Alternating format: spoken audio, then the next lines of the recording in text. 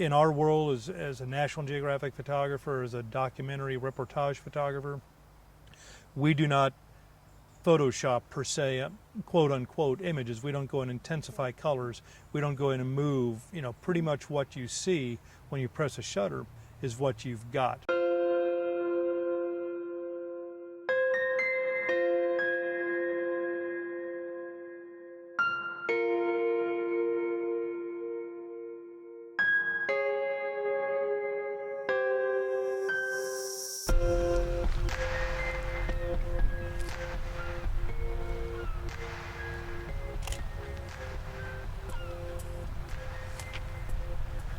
I've been in the business 40 years, and you kind of understand when that moment occurs. You know when it's building up, you know what you're hoping to get. Digital, the beauty of digital, you can confirm it. In film days, you knew it in your heart, and you also knew in your heart when you didn't have that image. When that thing occurs, when the power of that moment happens, and that guy goes up with the harpoon, and you've got the camera up and you're watching, your eye is dancing around the frame, watching the frame to make sure that everything is there.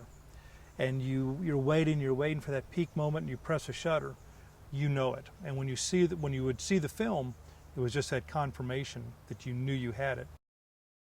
And when you bring the power of a moment in, you bring energy and electricity that someone looks at and their eye goes across the frame and they can feel it.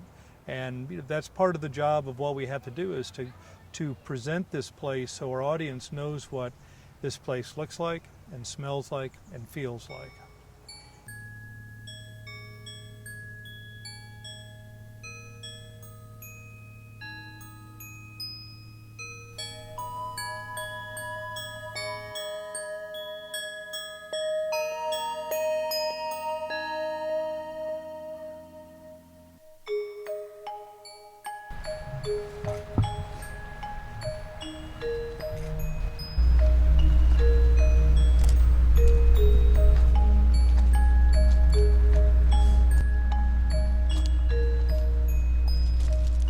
But be sure, this is a rare opportunity. I mean, again, I always say that a sunrise is a sunrise. It can be anywhere. It's nice with the water, but utilize this, the lighthouse right now, because this opportunity, try to think of it as many ways as possible, because this light is changing by the second, and pretty soon it's going to be too strong, or the lighthouse may go out. So take advantage of that opportunity as best you can.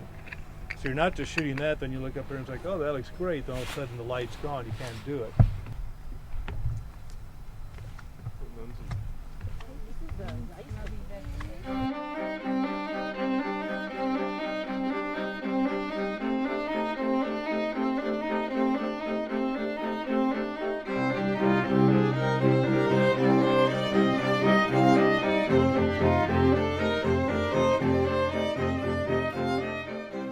I think part of the job of the photographer is to make sense of this visual chaos in front of us. My son shot this. We're in the Antarctic, got off this raft, got this big mayhem. We've got 360 degrees of stuff we're looking for. So where is the picture in this? We're looking all over the place, and you've got the long lens, you've got the wide lens, you have the tools at your disposal to get the image. And the picture I shot was, there he goes. That's what I found out of the whole scene. But I love this thing with these Adelie penguins and these huge Weddell seals, and then you have that one little guy going up in the background that just kind of concretes it. You've got that beautiful blue up there, and then that glacier coming in over there. This is Day in the Life of China book again, and I love this camera because it's been this amazing passport and entree into other people's lives. I tell my class, I have no hesitation approaching anybody anywhere in the world.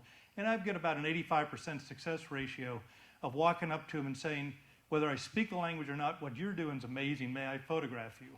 And I think that everyone loves to have validated that what they do is relevant in some form, and that camera can become that tool of validation. And this young mother on the left had brought her baby in, and this missionary woman was trying to save the baby. And the baby died, and this woman went into a song of mourning that lasted all night. And then the next day they put it in a little box and bury it. So this is part of what we do as photographers, is share our vision of what's happening in other parts of our human culture.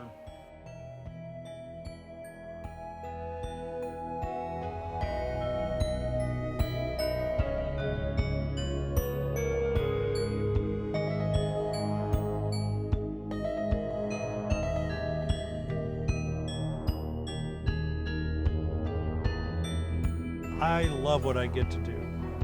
I still love this process of the idea of the single image moment. People ask me, like, do you ever get tired of the travel? Because I do a lot of international travel. I get horribly tired of it.